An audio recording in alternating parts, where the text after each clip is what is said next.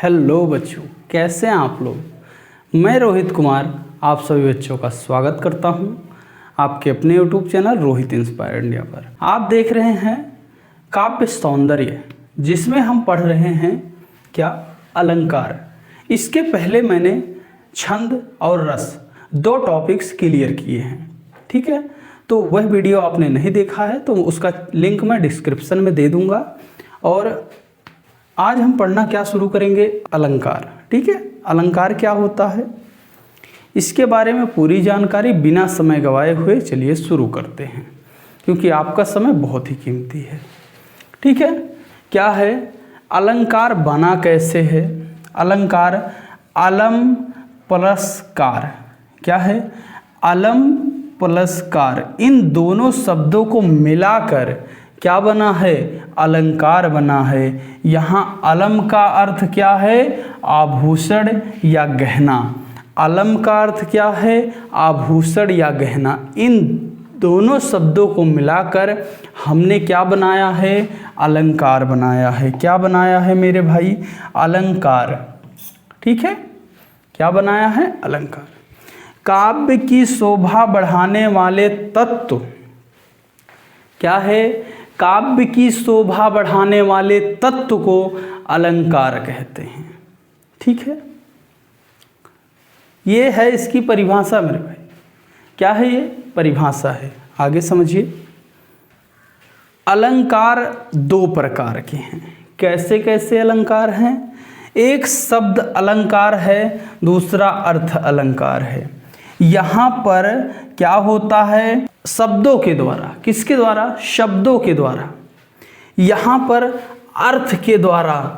कैसे, अर्थ के द्वारा। जैसे आपने देखा होगा कोई स्त्री होती है, जो महिला होती है, वो जब साजो श्रृंगार करती है तो वह अधिक सुंदर दिखती है। उसी तरीके से जब काव्य की शोभा बढ़ाने के लिए क्या करते हैं, शब्दों के द्वारा, अर्थों के द्वारा उसे अलंकृत करते हैं, उसे गहना पहनाते हैं। क्या करते हैं, गहना। अलंकार क्या है, गहना है, आभूषण है, उसे पहना रहे हैं ताकि और अच्छा दिखे, काव्य सुनने में सुंदर दिखे, आनंदित करे। इसीलिए क्या होता है, अलंकार में इसमें जो है शब्दों को पिरोते हैं उसमें, ठीक है। जैसे महिला साजो श्रृंगार करती है तो सर से लेकर पैर तक वह आभूषणों को पहनती है तो वह सुंदर दिखती है।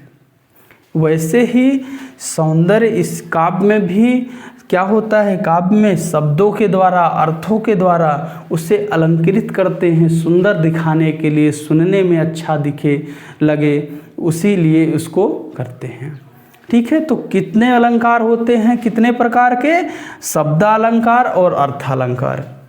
यह कितने कितने प्रकार के होते हैं, चलिए देखते हैं।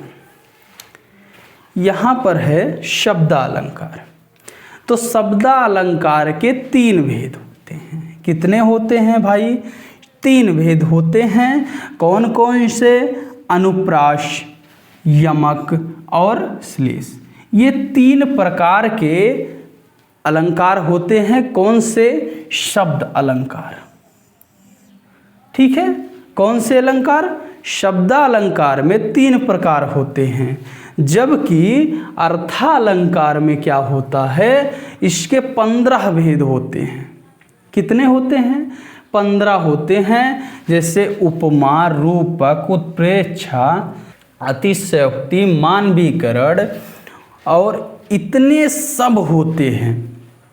तो हम इन सभी को तो पढ़ने वाले नहीं हैं, जाहिर सी बात है, आप भी जानते हैं, हम भी जानते हैं। और क्यों नहीं पढ़ने वाले हैं, क्योंकि इतना पढ़ने में समय लगेगा और आपके पास समय बिल्कुल नहीं है, मुझे पता है। तो आइए शुरू करते हैं।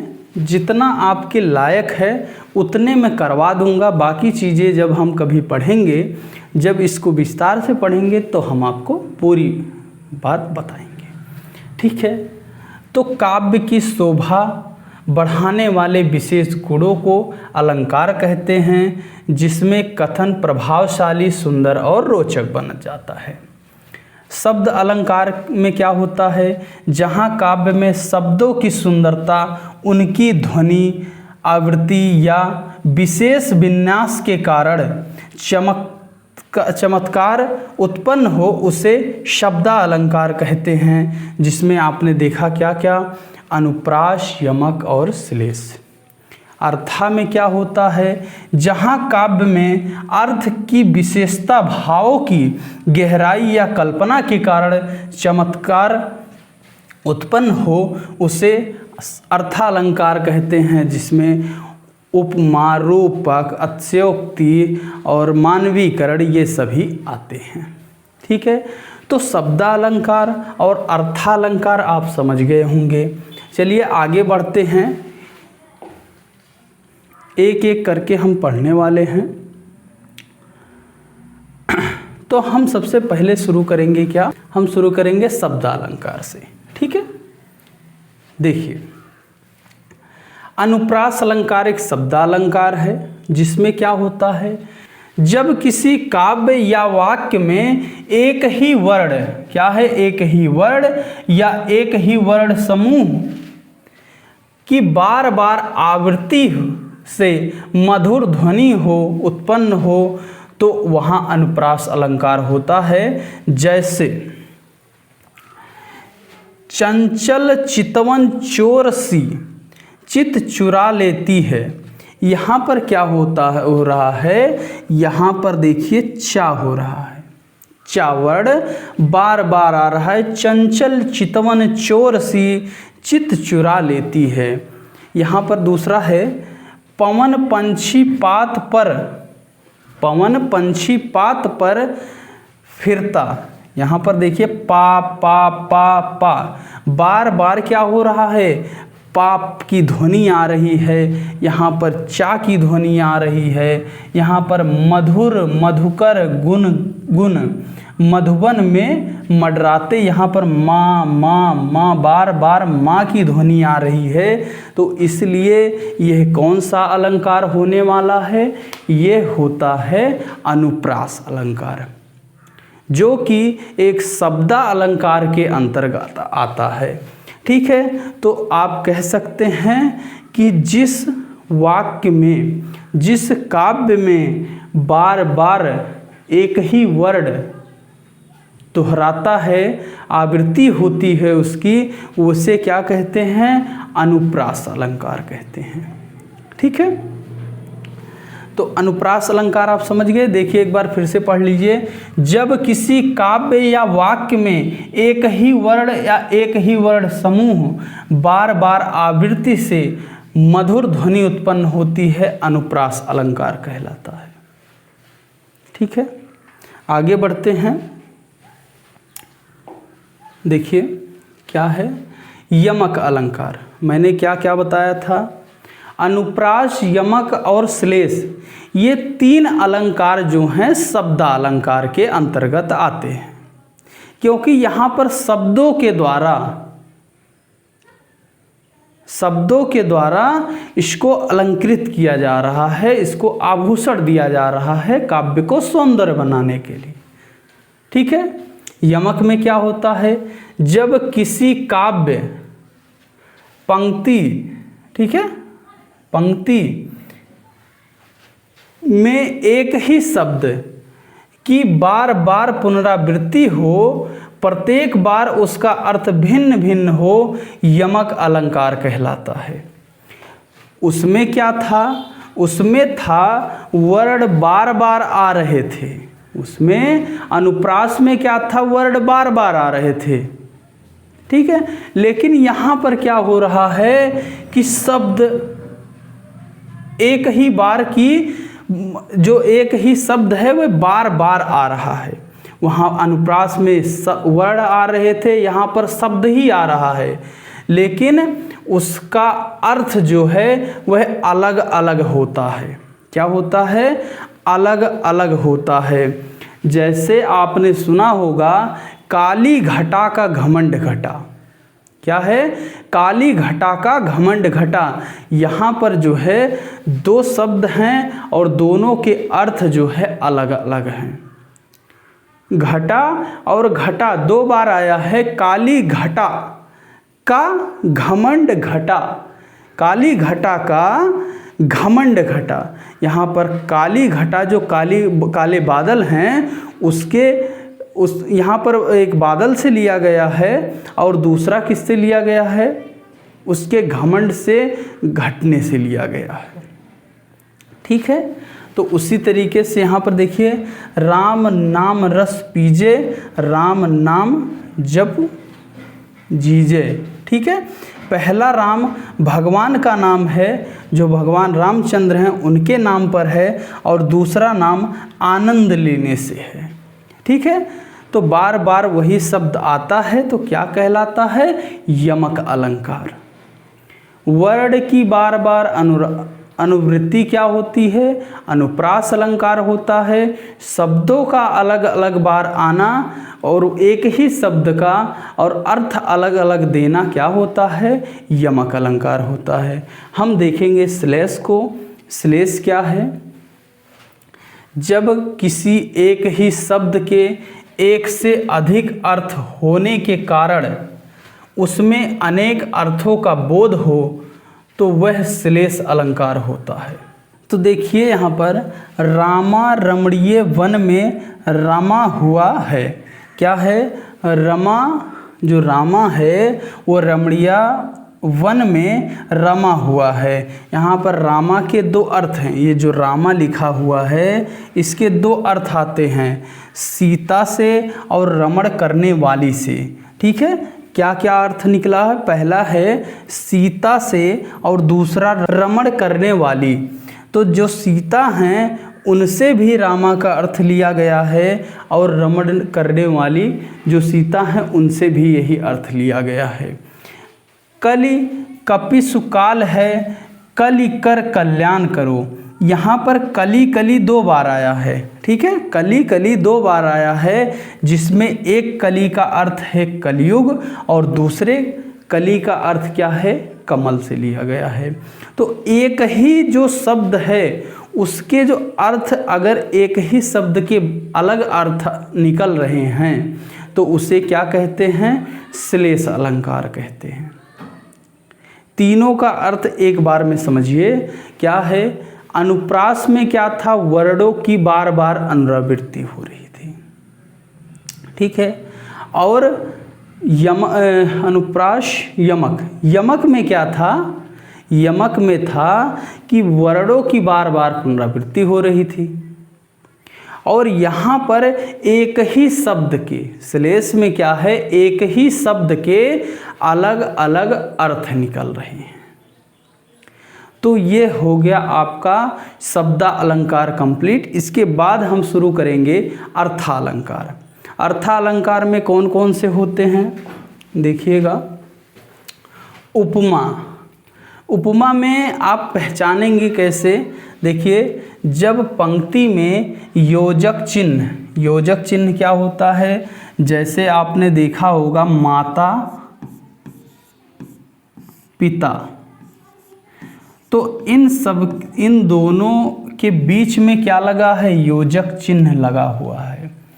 आपने देखा होगा आस, क्या देखा है? आस, और बीच में योजक चिन्ह और फिर लिखते हैं पास।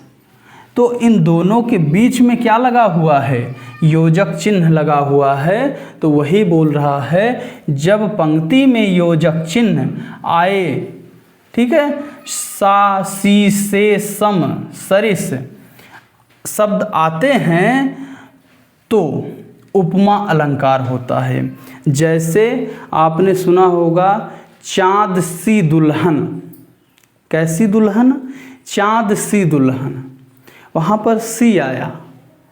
अब किसके बाद? योजक चिन्ह के बाद, योजक चिन्ह के तुरंत बाद क्या आया? सी आया। ठीक है, चाँद सी। जब हम लिखते हैं इसको क्या लिखेंगे? चाँद, ठीक है, सी, चाँद सी दुल्हन। वैसे ही चाँद की सी उजली जली, ठीक है, चाँद की सी उजली जाली, ये क्या है? चाँद की सी उसकी उपमा दी जा रही है। ठीक है, उसको बता रहे हैं कि उसी के जैसा, सेम उसी के जैसा। तो यह कौन सा अलंकार होने वाला है? उपमा अलंकार। ठीक है, मुख चंद्रमा सा, कैसा? चंद्रमा सा। उसका जो मुंह है वो सेम टू सेम चंद्रमा सा है। यहाँ पर किसी व्यक्ति की बात कर रहे हैं कि उसका जो चेहरा है वो चंद्रमा के समान है। ठीक है, तो यह बातें क्लियर हो गई होंगी। तो क्या हो रहा है कि जब पंक्ति में योजक चिन्ह, ये लाइन है पूरी, और इसमें योजक चिन्ह शामिल हो और योजक चिन्ह के तुरंत बाद इन सभी शब्द, इनमें से कोई एक शब्द अगर आता है तो क्या होगा?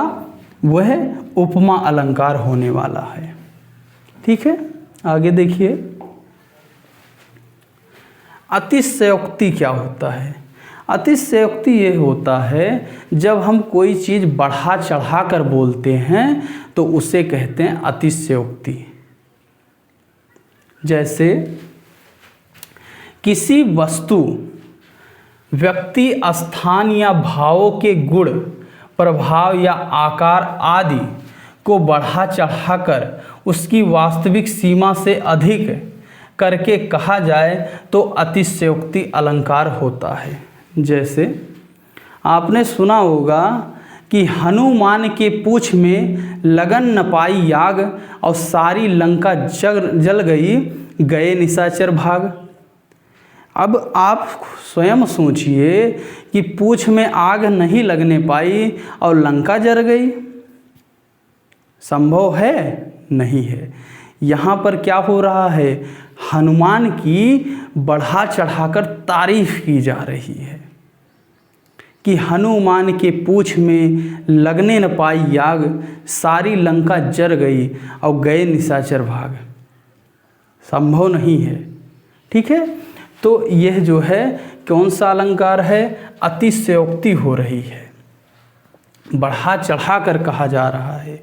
आपने सुना होगा कि जो चेतक था महाराणा प्रताप का, वह महाराणा प्रताप सोच ही नहीं पाए कि मतलब मुझे मुड़ना है, और चेतक जो है वो 20 फीट की 30 फीट का नाला पार कर गया। संभव है कि कोई व्यक्ति कोई घोड़ा जो है वो सोच से भी तेज दौड़ सके? नहीं, बढ़ा चढ़ाकर कहा जा रहा है। तो सीधी सी बात ये समझिए, जब कोई भी चीज़ बढ़ा चढ़ाकर, इतनी बढ़ा चढ़ाकर कह दिया जाए कि जो है, तो उसे ही क्या कहते हैं? अतिशयोक्ति कहते हैं। ठीक है, आगे बढ़ते हैं। मानवीकरण क्या है? मानवीकरण अलंकार जब निर्जीव या प्राकृतिक वस्तुओं में मानवीय भावनाओं या क्रियाओं का वर्णन हो।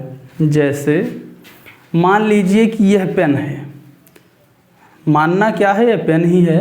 अब हम इससे बात करें, ऐ पेन, तू इतना अच्छा चलती है, मुझे तुझसे जो है इतना अच्छा लगाव हो गया है, मैं इससे बात कर रहा हूँ। ये एक निर्जीव वस्तु है। मैं, यह बोर्ड है और इससे बात करूँ, तू मेरा कितना सहयोग करती है, मेरा कितना साथ देती है। मैं इसको एक मानव की तरह ट्रीट करूं, इससे प्रेम करूं। यह क्या है? ये मानवीकरण है। ठीक है, तो मानवीकरण में क्या होता है? हम निर्जीव वस्तुओं से बात करते हैं।